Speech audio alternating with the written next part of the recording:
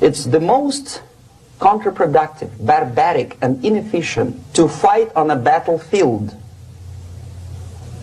You know that war is continuation of state policy, right? So if you want successfully to implement your state policy, and you start fighting, this is the most idiotic way to do it.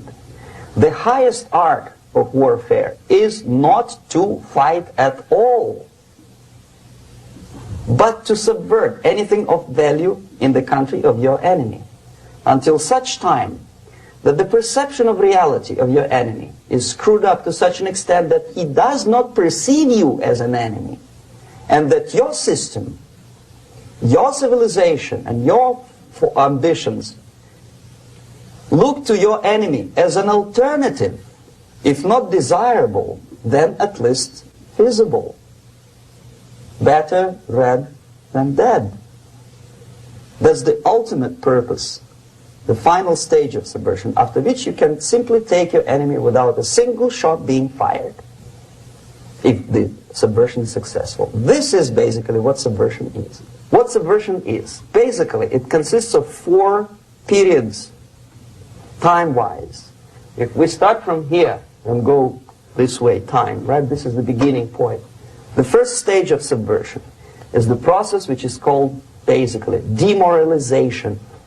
It says for itself what it is.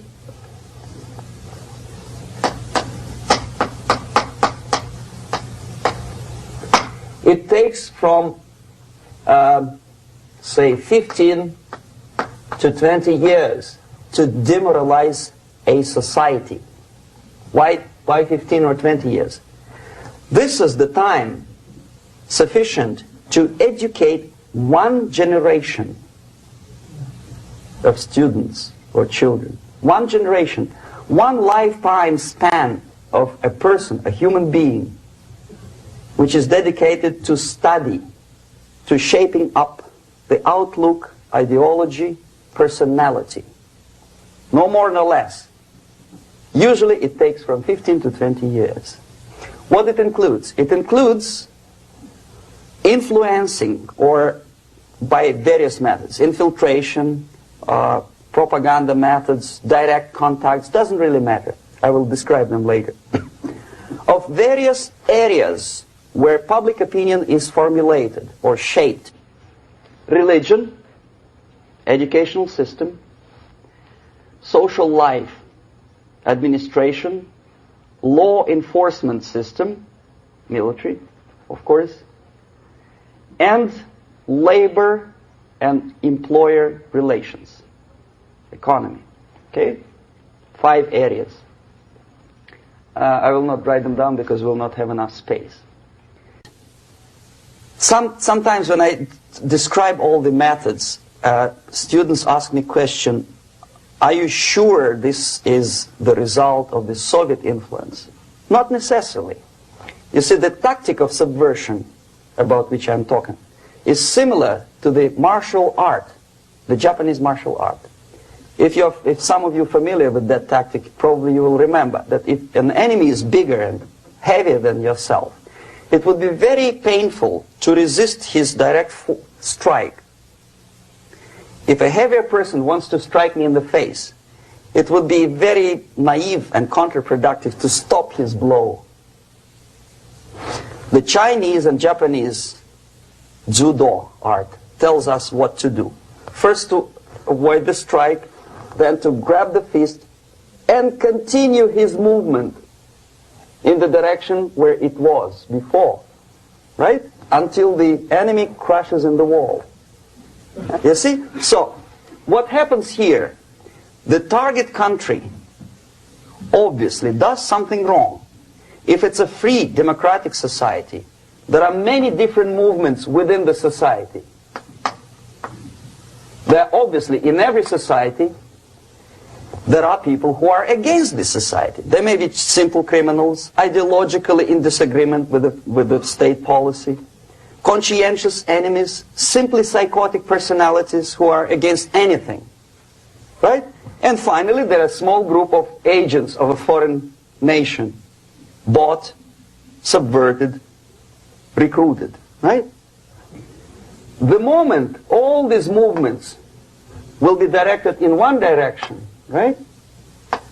This is the time to catch that movement and to continue it until the movement forces the whole society into collapse, into crisis, right? So that's exactly the martial art tactic.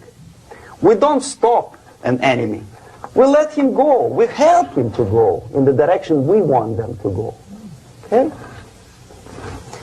So, on the stage of demoralization, obviously there are tendencies in each society, in each country, which are going to opposite direction from the basic moral values and principles. To take advantage of these movements, to capitalize on them, is the main purpose of the originator of subversion.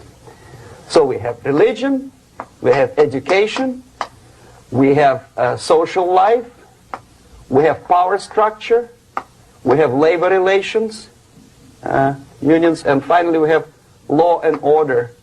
1, 2, 3, 4, 5, 6. Okay? These are the areas of application of subversion. What it means exactly? In case of religion, destroy it, ridicule it, replace it with various sects, cults, which bring people's attention, faith, whether it is naive, primitive, doesn't really matter.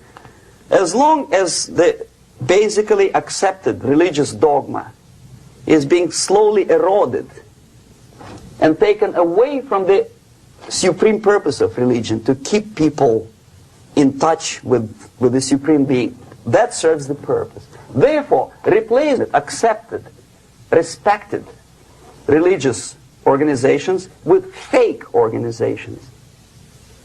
Distract people's attention from the real faith and attract them to various different faiths. Education. Distract them from learning something which is constructive, pragmatic, efficient. Instead of mathematics, physics, foreign languages, chemistry, teach them history of urban warfare, natural food, home economy, your sexuality, anything, as long as it takes you away. Okay? Social life. Replace traditionally established institutions and organizations with fake organizations. Take away the initiative from people. Take away the responsibility from naturally established links between individuals, group of individuals, and society at large, and replace them with artificially, bureaucratically controlled bodies. Could be stopped right here, both as an expert and as an import. And that takes one step, one very important thing to do. You don't have to expel all the KGB agents from Washington, D.C. The most difficult and at the same time the simplest answer to the subversion is to start it here and even before,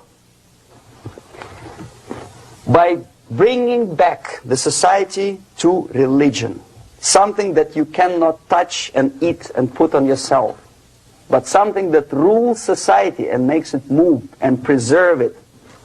The ideas are moving society and keeping mankind as a society of human beings, intelligent, moral agents of God. The facts, the truth, the exact knowledge may not. All the sophisticated technology and computers will not prevent society from disintegrating and eventually dying out. Have you ever met a... It's very simple. You don't have to shoot people. You don't have to aim missiles and Pershings and cruise missiles at Andropov's headquarters. You simply have to have faith and prevent subversion. In other words, not to be a victim of subversion. Don't try to be a person who in judo is trying to smash your enemy and being caught by your hand.